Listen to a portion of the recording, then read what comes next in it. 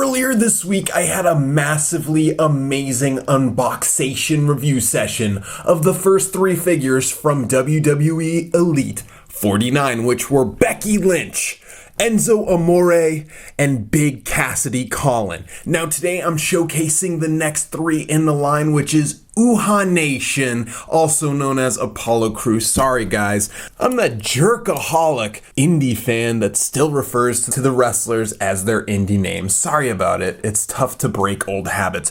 Brock the Bruiser, Brutus the Bruiser Beefcake, Brutus the Barber Beefcake, and Randy Orton. Randy the Viper Orton, Legend Killer version. Now, I'm really excited to check out these three figures, especially Brutus the Barber Beefcake. This looks like a cool figure, even though I have no idea who he is. It looks fun, and let's start this review off with Mr. Apollo Crews. Now, I've been doing YouTube for quite a while now, and I know one thing that everyone always loves to talk about in the comments of the videos is the brand affiliation, and unfortunately the Superstar shakeup happened right after these figures came out, so they're all wrong. Uhaa Nation is no longer SmackDown Live, so get ready everyone in the comments if you want to say, did anyone notice that Uhaa Nation Apollo Crews was SmackDown Live when he's actually Raw?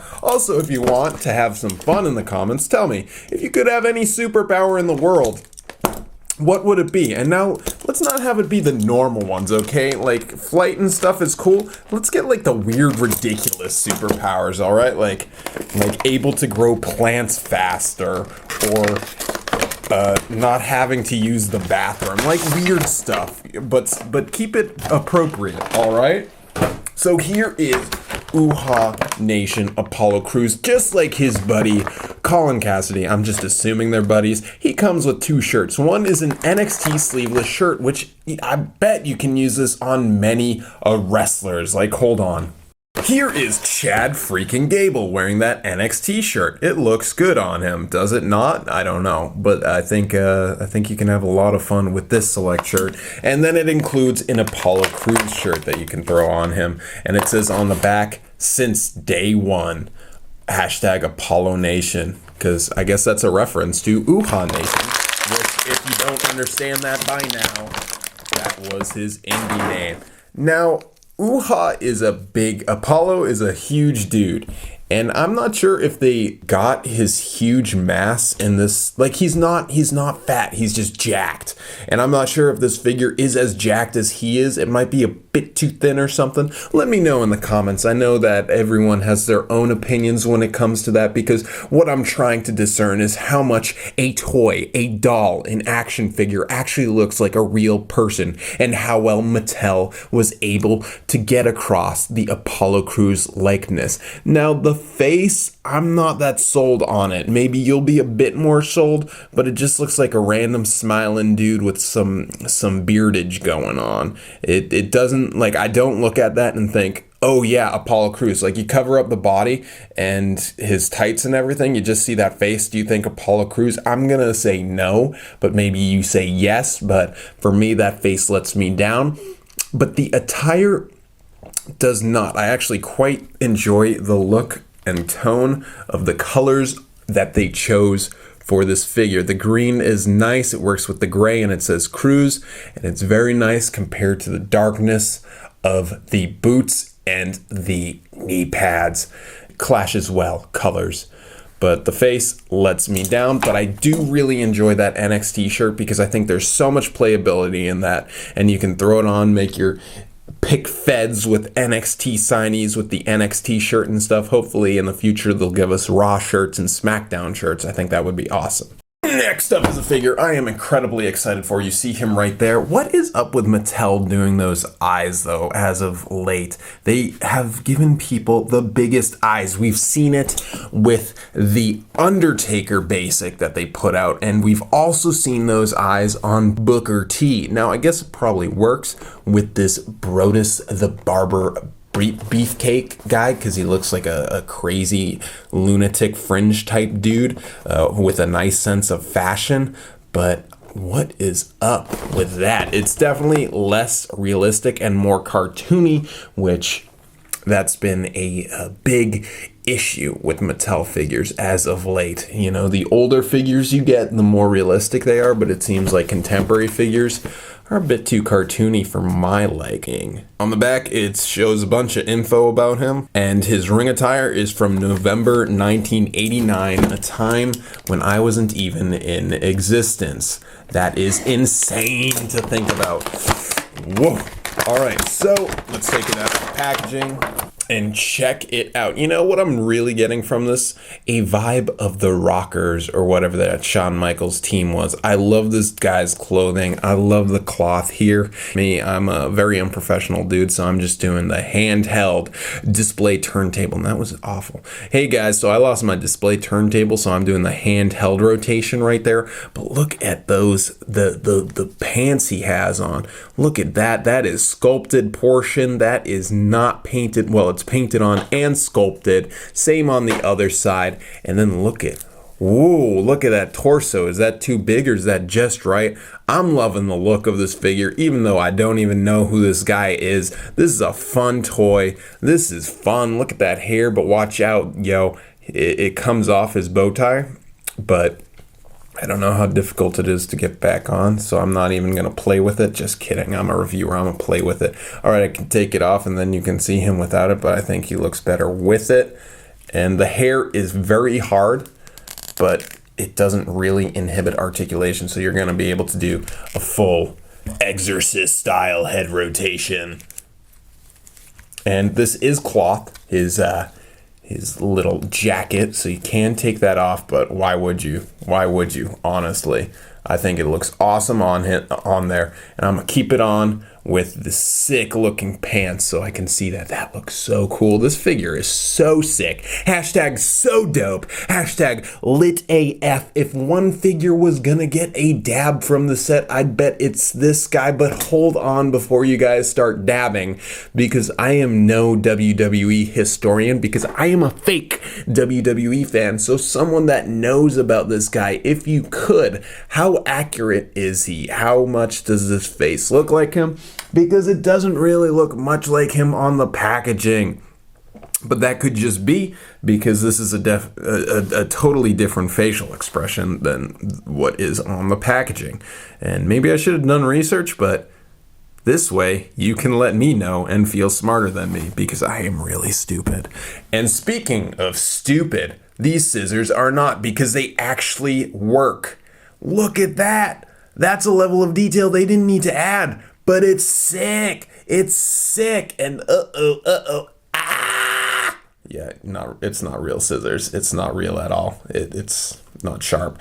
Ah! I just broke it. And then you have two like scythes, however you pronounce it, or knives or something. That's cool. That works. It's cool that it works. This is honestly, in my opinion, one of the best of the set. And this set already has 2 contenders for best figure of the year.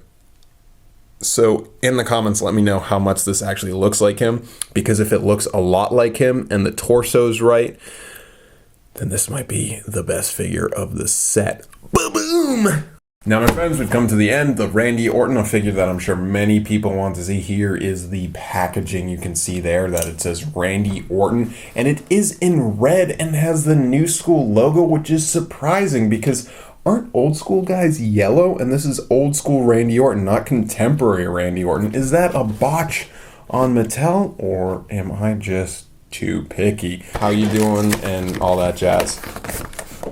But really, tell me what ludicrous superpower you want. That's going to be a really fun discussion in this video, and I'll take him out of this package. His ring attire is from April 2005, which is crazy to think about because I wasn't even in existence at that time. Oh, but before I review this guy, let's see build a diorama. Now, what's that famous saying? There are 3 things guaranteed in life: John Cena winning, taxes, And Mattel not understanding what the word diorama means. Diorama. And the fourth thing is Tommy not knowing how to pronounce any freaking words. But yo, this is a backdrop, not a diorama. And how many times do they have to call it a diorama before someone points out that dioramas are 3D and backdrops are 2D? Nothing about this is a diorama, but this is what it looks like. And of course, I think it looks like trash because they don't go close enough together. Here is a prime example. I'm gonna link these two, the first two together like they're supposed to be, if that even fits in there. Probably won't. All right, there it goes. Clicked in, and you can see there's definite space between them. With the white backdrop there, you can see it even more.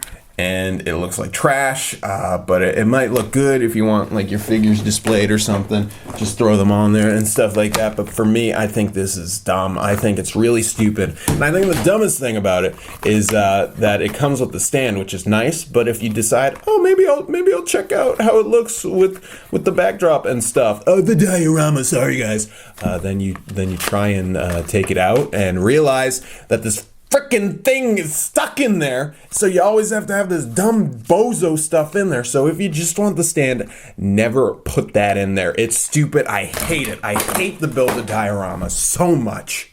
Now let's finish off this review with Randy Orton. He comes with an RKO t-shirt looking just like the NWO typeface, and it says RKO Randy Orton on there. It's printed well, very well. I think you'll very much enjoy it. I bet we'll see it. We'll have to check out and see if it is a boat shirt, though, with a huge neck. But this is the figure of Randy Orton. Randy Orton's one of those guys that I feel like he never has a really great head scan. There's always something kind of wrong with it. And let's see if that's continued here. If my heel camera will actually focus, I think it definitely has his visage. If my heel camera would focus, I definitely feel like it's in there, but they decided to go all crazy with his eyebrows. What were they thinking? And I bet if those eyebrows were different, we'd be able to see a better likeness of the RK Orton. It's interesting to note, too, that his tattoos are different than what we usually get, because this is old school Orton before he had tattoos. And he has black tights. Yeah. I was hoping for orange. I'm sure a lot of people were hoping for orange, but it looks like black with purple or blue highlights. My color sense is crap, and there are more tattoos. Here are his legs for all you leg fans. Very muscular, but my heel camera just can't handle this figure. I think that this is an alright figure. I think that it's certainly flawed. Those eyebrows are giving me flashbacks of that last Dolph Ziggler Elite where they totally botched his hair and eyebrows. I don't know what they're thinking. Like, did Randy Orton go to like a drag contest and come back and forget to wipe off his eyebrows from it or something? I don't know. So the neck of his shirt is not as bad as I'd expect, but it's still a bit too open and wide. But I think it does suit the figure, or makes it look less like Orton. I don't know. Now this figure, if you're getting my vibes right now, I'm not really digging it that much, because maybe it's these eyebrows, but I know a lot of people were hoping for and looking forward to a Randy Orton legend killer figure, so I don't want to be the dude that rains on everybody's parade, even though I am. So I'll just keep it at, I'm not the biggest fan of this figure. You might find it as the greatest Randy Orton figure yet, but I think it's certainly flawed, and that it's not the best from the set, and the face did let me down. Here we go, guys. These were the three figures I reviewed in the set, and I'll just sum it up right here. Apollo Crews, kind of cool. I'm not the biggest fan of the face, but I think the NXT t-shirt is the surprise golden nugget that most people will want that figure for. Randy Orton, I'm a bit disappointed by, because I feel like Mattel could have made it great, but it wasn't in orange, and the face, they decided to do crazy eyebrows for it, which let it down. But the shirt is a definite nice addition, especially considering we already have a figure with cloth goods. And that brings me to the figure I'm absolutely in love with, which is Brutus the Beefcake Barber.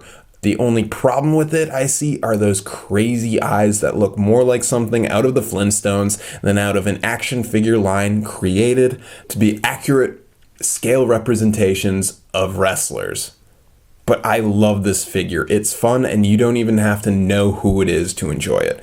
And sometimes that's all it needs to put a figure from the level of average to the level of over average. Like, this is a fun figure. I really like it. And hope you can find it and pick it up. I hope it doesn't shelf warm. That would be sad. So, out of this whole set, I have 3 figures I loved, which were Enzo, Becky Lynch, and the Barber Man. So thank you all for watching this set of Elite reviews, and I will see you for the next video in my collection of YouTube videos. #ILU.